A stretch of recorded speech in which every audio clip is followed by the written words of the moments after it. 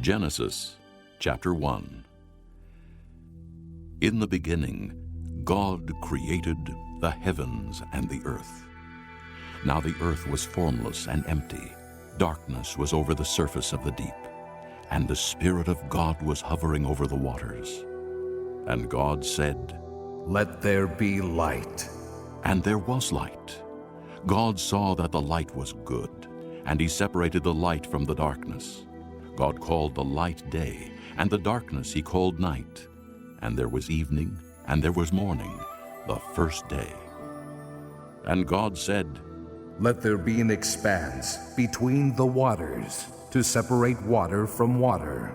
So God made the expanse and separated the water under the expanse from the water above it. And it was so. God called the expanse sky, and there was evening, and there was morning, the second day.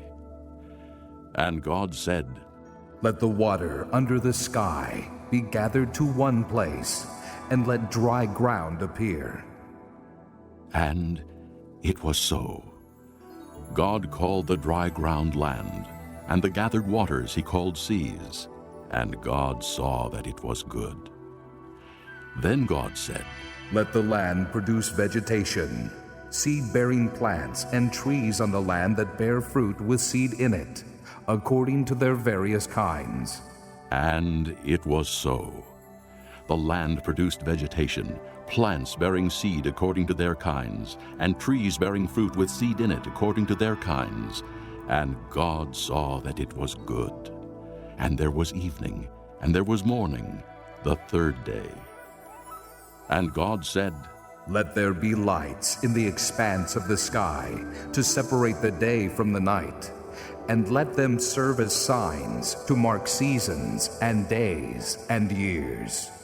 And let them be lights in the expanse of the sky to give light on the earth." And it was so. God made two great lights, the greater light to govern the day, and the lesser light to govern the night. He also made the stars. God set them in the expanse of the sky to give light on the earth, to govern the day and the night, and to separate light from darkness. And God saw that it was good. And there was evening, and there was morning, the fourth day. And God said, "Let the water teem with living creatures, and let birds fly above the earth across the expanse of the sky." So God created the great creatures of the sea, and every living and moving thing with which the water teems, according to their kinds, and every winged bird according to its kind. And God saw that it was good. God blessed them and said, "Be fruitful and increase in number, and fill the water in the seas, and let the birds increase on the earth." And there was evening, and there was morning, the fifth day. And God said, "Let the land produce living creatures according to their kinds, livestock, creatures that move along the ground, and wild animals, each according to its kind." And it was so. God made the wild animals according to their kinds, the livestock according to their kinds, and all the creatures that move along the ground according to their kinds. And God saw that it was good.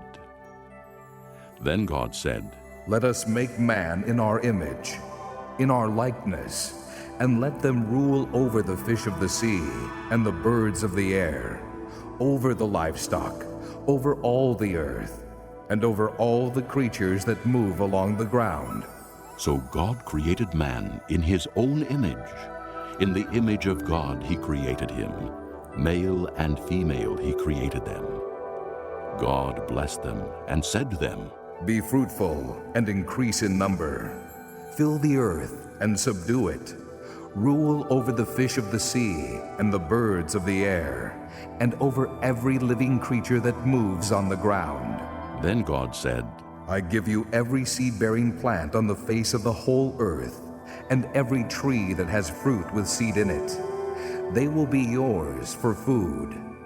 And to all the beasts of the earth, and all the birds of the air, and all the creatures that move on the ground, everything that has the breath of life in it. I give every green plant for food." And it was so. God saw all that he had made, and it was very good. And there was evening, and there was morning, the sixth day.